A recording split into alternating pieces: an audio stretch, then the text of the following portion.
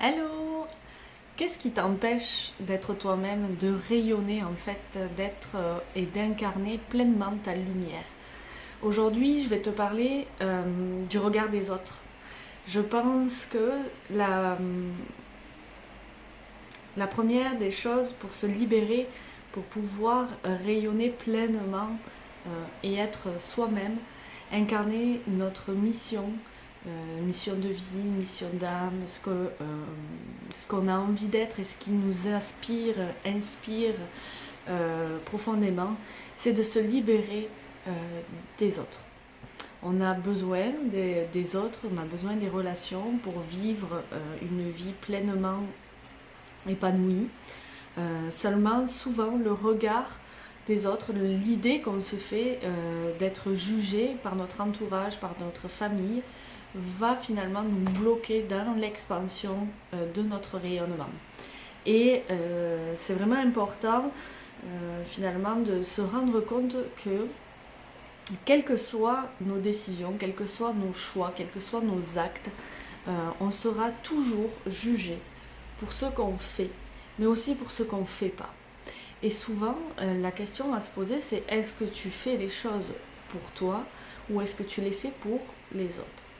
Et quand tu les fais pour les autres, tu ne te réalises pas profondément parce que d'abord, tu penses à plaire, tu penses à satisfaire les autres en comblant leurs besoins, sachant que tu ne pourras jamais combler les besoins des autres et tu ne combleras pas non plus les tiens, parce que tu ne te mets pas en priorité, ben tu vas non seulement vivre de la frustration et créer des attentes chez les autres, mais chez toi-même aussi, parce que tu penses que les autres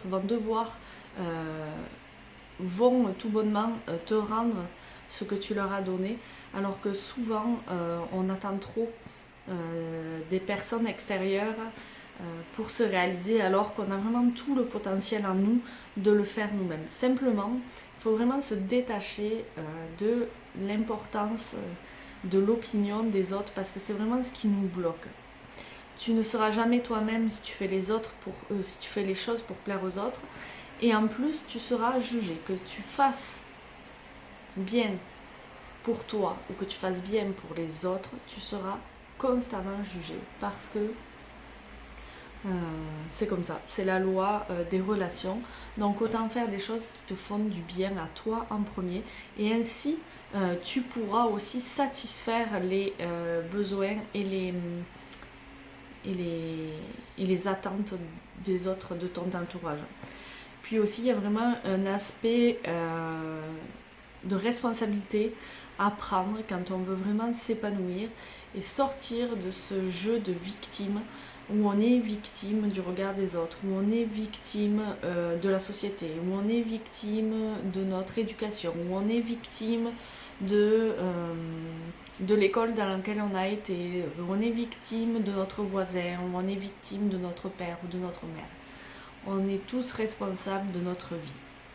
Donc, commencer déjà par se détacher du regard des autres, ben ça va permettre. Moi, j'ai vraiment cette image d'aile qu'on a dans le dos qui est ficelée. Là, on a vraiment notre paire d'ailes dans le dos qui est vraiment ficelée comme un corset. Et à partir du moment où on se détache des autres, qu'on s'en fout finalement de ce que les autres vont penser, de ce qu'on fait ou de ce qu'on ne fait pas, mais c'est comme si on défaisait ce nœud. Puis après, on a nos ailes qui sont libres et il faut juste apprendre à les utiliser et à se laisser, en fait, à les laisser se déployer pour qu'on puisse voler vers notre propre potentiel, pour qu'on puisse être rayonné et être vraiment soi-même. Donc, il y a effectivement aussi des relations karmiques et comment je dis, des programmes dans lesquels on a été dans lesquels on s'est incarné, puis il faut régler ses blessures. Donc il y a tout un travail spirituel aussi à faire qui est super important au niveau de la libération de l'âme. Mais tout ça, ça vient au fur et à mesure, si vous voulez. Il faut vraiment déjà, je pense, faire des sauts, se libérer du regard des autres, faire les choses parce que ça nous fait du bien d'abord. Puis après, ça n'empêche pas qu'on soit respectueux des autres, mais Quand on se respecte à nous en premier, quand on se donne ce respect, cet amour qu'on mérite, mais on est capable de le donner aux autres aussi. J'avais une représentation en fait d'une image que je trouve super bien, je vais essayer de vous la montrer. C'est le triangle, en fait, le triangle de la vie. Et c'est quand je m'aime, ben, j'aime les autres, puis les autres m'aiment au même degré. Quand on se donne de l'amour, eh bien, on est capable d'en donner aux autres. Et c'est vraiment important de vous remettre au cœur de vos priorités, au centre de vos priorités, que vous soyez marié, que vous ayez des enfants, que vous ayez des parents, que vous ayez des frères et sœurs, etc. Remettez-vous au centre de vos priorités parce que vous êtes le cœur de votre vie. Et quel que soit en fait votre environnement,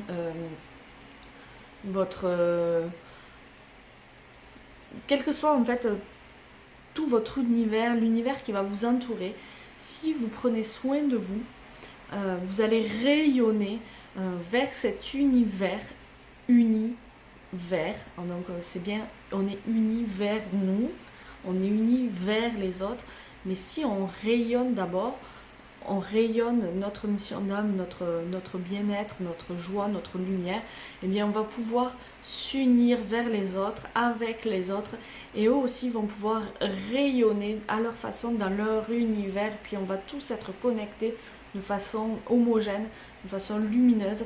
Puis c'est vraiment important que vous pensiez maintenant, dès aujourd'hui, à vous connecter à votre être profond, à votre âme, à écouter ce qui vous fait du bien et à savoir dire non. C'est-à-dire que si vous faites des choses pour faire plaisir aux autres, arrêtez.